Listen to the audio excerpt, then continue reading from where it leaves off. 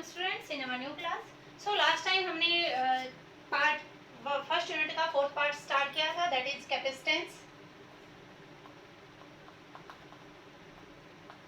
आज हम उसी पार्ट को आगे प्रोसीड करेंगे। लास्ट टाइम हमने स्टडी किया था behaviour of a conductor when it is placed in an electric field. ये टाइप्स ऑफ बिहेवियर हमने इसके स्टडी किए थे। आज हम शुरू करते हैं कैपेसिटर।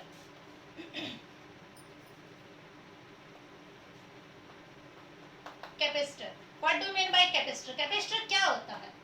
तो कैपेसिटर बेटा एक्चुअल में एक कंडक्टर ही होता है। एक कंडक्टर को ही हम कैपेसिटर कहते हैं। कब? एक सिंपल कंडक्टर और कैपेसिटर में क्या डिफरेंस होता है? जब किसी कंडक्टर के अंदर हम चार्ज को स्टोर कर लेते हैं, जब किसी कंडक्टर के अंदर हम चार्ज को स्टोर कर लेते हैं तो वो कंडक्टर बिहेव करने लग जाता है, या उस कंडक्टर का नाम हम रख देते हैं क्या? कैपेसिटर। अब देखो, जब एक कंडक्टर के अंदर, मान लेते हैं ये एक कंडक्टर है, ठीक है, इस कंडक्टर के अंदर जब मैं थोड़ा सा चार्ज डाला, ठीक है, एक बार चार्ज डाल दिया, जब उसके अंदर मैं और दूसरा चार्ज डालूंगी तो वो जो चार्ज पहले से ही है, वो जब दूसरा चार्ज डाल रही हूँ तो पहले वाला चार्ज इसको इसके अंदर आने से क्या करेगा? रिपेल करेगा। क्योंकि हमने चार्ज की प्रॉपर्टी स्टडी कर रखी है क्या? Like charges repel each other. तो जो पहले वाला चार्ज था वो न्यू कमिंग चार्ज को क्या कर रहा है? रिपेल कर रहा है। लेकिन हम फिर भी एक्सटर्नल फोर्स की हेल्प से उसके अंदर उस चार्ज को ऐड कर देते हैं, दबा देते हैं, उसके अंदर ऐड कर देते हैं चार्ज को। तो अब आप एक्सटर्नल फोर्स लगा के आपने उस चार्ज को इसके अंदर डाला है, इसके अंदर स्टोर किया है, तो ये इसको ऐसा करने के लिए आपने क्या किया? वर्क डन किया।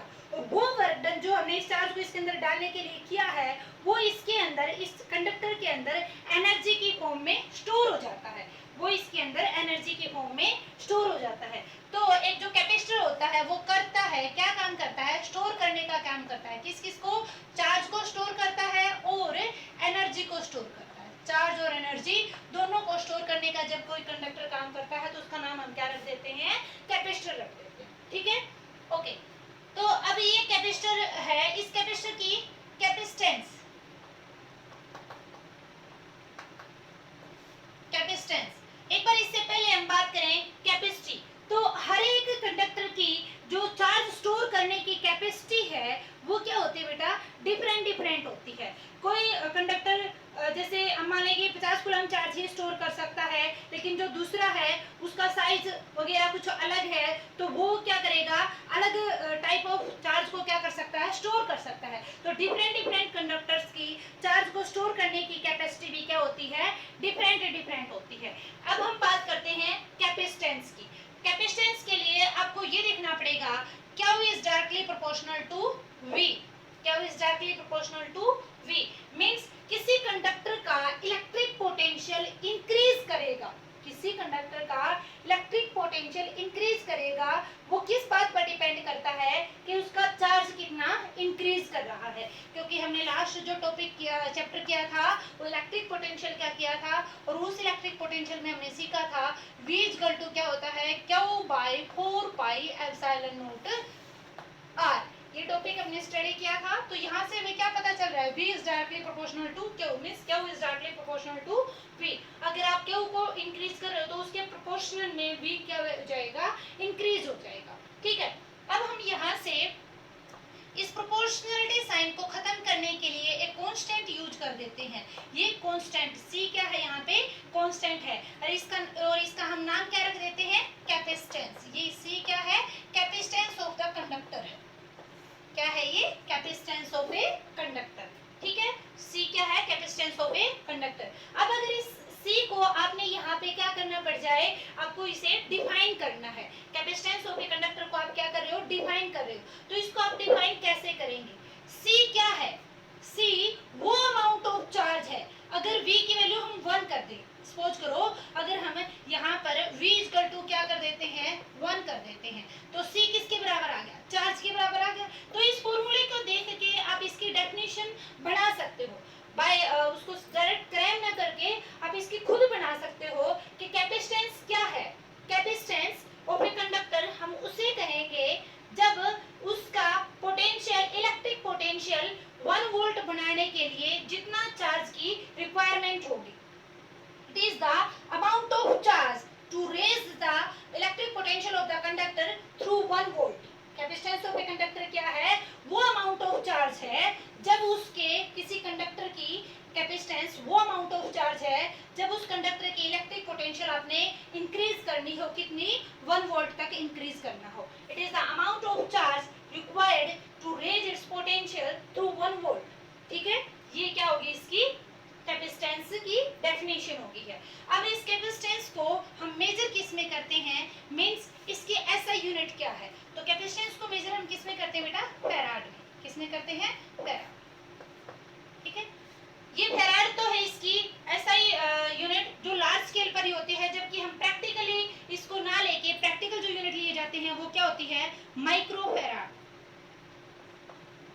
माइक्रो फैराड आगे हम डिस्कस करेंगे कि ये तो एक बहुत ज़्यादा बड़ी यूनिट हो जाती है, तो इतने बड़े प्रैक्टिकली हम इतनी बड़ी यूनिट को यूज़ नहीं करते हैं. तो प्रैक्टिकली ये मीन्स जो हम डेली लाइफ में यूज करते हैं वो micro farad and pico farad, ये दो यूनिट्स को हम यूज करते हैं, pico farad and micro farad. ठीक है, माइक्रो कितना होता है 10⁻⁻6 फैराड और पिको कितना होता है 10⁻12 फैराड. ठीक है, तो ये तो थी इसकी यूनिट. अब देखो आपने यहां से सीखा Q equal to CV. Q equal to CV, तो C इक्वल टू क्या आ जाएगा, Q by V. C equal to क्या आ गया, Q बाय V. C को किस में मेजर करते हैं, फैराड में. 1 farad is equal to Q 1 volt. Q क्या है 1 कूलम और V 1 वोल्ट. तो अब यहाँ से इस फॉर्मूले को देख करके 1 फैराड की डेफिनेशन भी इजीली बना सकते हैं. 1 फैराड वो अमाउंट ऑफ कैपेसिटेंस है किसी कंडक्टर की जब उस कंडक्टर के अंदर हम 1 कूलम चार्ज डालें और उससे उसका जो इलेक्ट्रिक पोटेंशियल है वो 1 वोल्ट तक राइज हो जाए. ठीक है, तो 1 farad is the capacitance of that conductor in which when 1 coulomb charge is added then its electric potential rises to 1 volt. उसका इलेक्ट्रिक पोटेंशियल राइज हो जाए कहाँ तक, 1 वोल्ट तक. ठीक है, तो ये इसका क्या होगी, यूनिट हो गई है. ओके, डेफिनेशन होगी, यूनिट होगी. अब हम इसके पास चलते हैं किसका, डायमेंशनल फॉर्मूला. डायमेंशन फॉर्मूला हमने निकालने सीखे थे +1 क्लास में, याद होंगे आप सभी को. डायमेंशन फॉर्मूला, डायमेंशन फॉर्मूला हम इसका निकाल रहे हैं. इसका फॉर्मूला क्या है, C का फॉर्मूला क्या है, Q बाय V. C का फॉर्मूला है Q by V. Q equal to क्या होता था, IT. Q equal to IT सीखा था हमने, बाय में V. V को क्या लिख सकते हैं, V equal to W by Q सीखा था, W बाय Q. तो ये Q क्या चला जाएगा ऊपर और Q की वैल्यू क्या है IT. इसका मतलब मैं इसको क्या लिख सकती हूँ, I² T² divided by W. अब इसका डायमेंशनल फॉर्मूला अगर आप लिखोगे तो I ampere, ampere means A2 T2 by W की क्या थी M1 L2 T-2.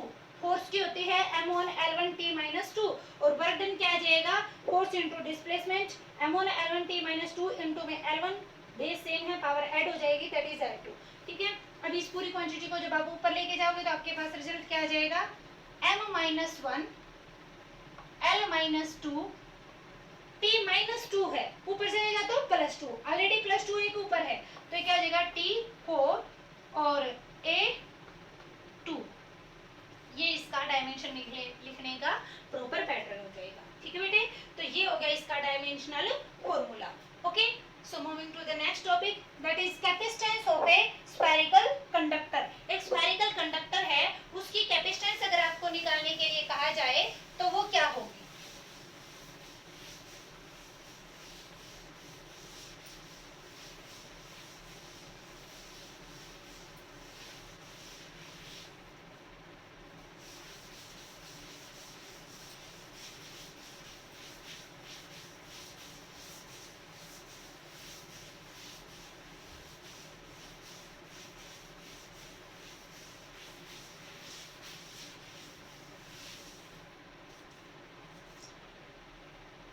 expression for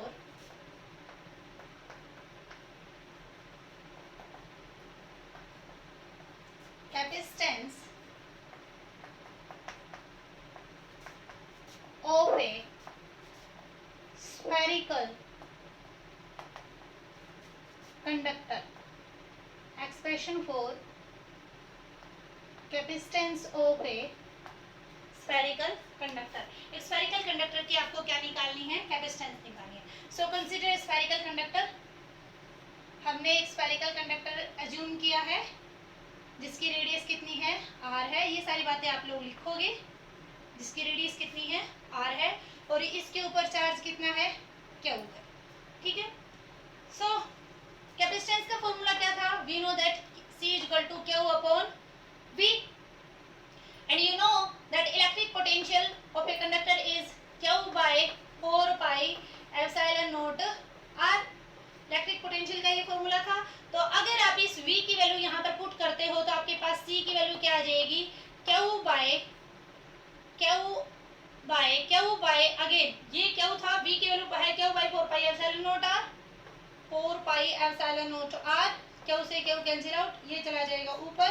then your result will be 4 pi epsilon not R. तो C की वैल्यू कितनी आ गई आपके पास? 4 पाई एप्सिलॉन नॉट R. ठीक है. तो एक स्फेरिकल कंडक्टर की अगर आपको कैपेसिटेंस निकालनी हो तो उसका फॉर्मूला अपना ये वाला रहेगा. ठीक है. अब हम क्या करते हैं, अपनी जो अर्थ है वो भी बिहेव लाइक ए कंडक्टर. अर्थ किसकी तरह बिहेव करती है? कंडक्टर की तरह बिहेव करती है. तो हम सपोज करते हैं, अब हम निकालने की कोशिश करते हैं कि इसकी एक जो अपनी अर्थ है उसकी कैपेसिटेंस निकालते हैं. कैसे निकालेंगे? तो हम अज्यूम कर लेते हैं ये अपनी क्या है? अर्थ है. और अब हमें इसकी कैपेसिटेंस निकालने का टास्क मिला है. तो इसकी कैपेसिटेंस हम कैसे निकालेंगे? ये होगी इसकी radius. And you know the radius of a earth is 6400 kilometre. कितनी होती है radius of the earth? Is 6400 kilometre. तो आपको फॉर्मूला पता है क्या? C equal to 4 pi epsilon not R. ये फॉर्मूला पता है आपको? Here R is equal to 6400 kilometre. और 1 बाई 4 पाई एप्सिलॉन नॉट की वैल्यू आपको अच्छे से याद होगी. क्या थी? 1 बाई 4 पाई एप्सिलॉन नॉट की वैल्यू क्या थी? 9 इंटू 10 टू द पावर 9. ये वैल्यू थी इसकी. तो हम इसकी वैल्यू अब पुट कर देते हैं यहाँ पे. ये 4 पाई एप्सिलॉन नॉट की वैल्यू है वो 1 बाई 4 पाई थी. तो 4 पाई एप्सिलॉन नॉट की वैल्यू क्या आ जाएगी? 9 इंटू 10 की पावर 9. रिवर्स हो जाएगा. इसको इधर ले आओ, उसको इधर ले जाओ. इनटू में R की वैल्यू कितनी है? 6400. ये क्या है? किलोमीटर. किलोमीटर को हमने कन्वर्ट कर दिया किसके अंदर? मीटर के अंदर. क्योंकि हम जितनी भी कैलकुलेशन करते हैं हमेशा वो किसके अंदर लेके चलते हैं? SI सिस्टम में. मींस SI सिस्टम जो लेंथ की यूनिट है वो क्या होती है? मीटर. ओके. तो ये कितना आ जाएगा? ये है 9 इंटू 10 की पावर 9. 9 इंटू 10 की पावर 9 ऊपर जाएगा तो क्या हो जाएगा? 10 की पावर माइनस 6 सॉरी 10 की पावर माइनस 9 हो जाएगा. और 10 की पावर 3 ये है तो ऊपर जाके क्या बन जाएगा? माइनस 10 की पावर 9 प्लस का था, ऊपर जाके माइनस का 9 और प्लस का 3. माइनस का 9 और प्लस का 3. 10 की पावर माइनस 6. इन दोनों को सोल्व कर दिया हमने. पाई में अब कितना बच गया आपके पास? 9. 9 से इसको डिवाइड करो.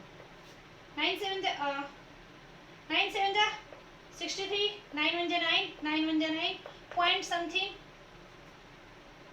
तो उन पॉइंट्स को अगर हम इग्नोर करके चलें तो आपके पास ओवरऑल कितनी आ गई? 10 की पावर माइनस 6 फैराड.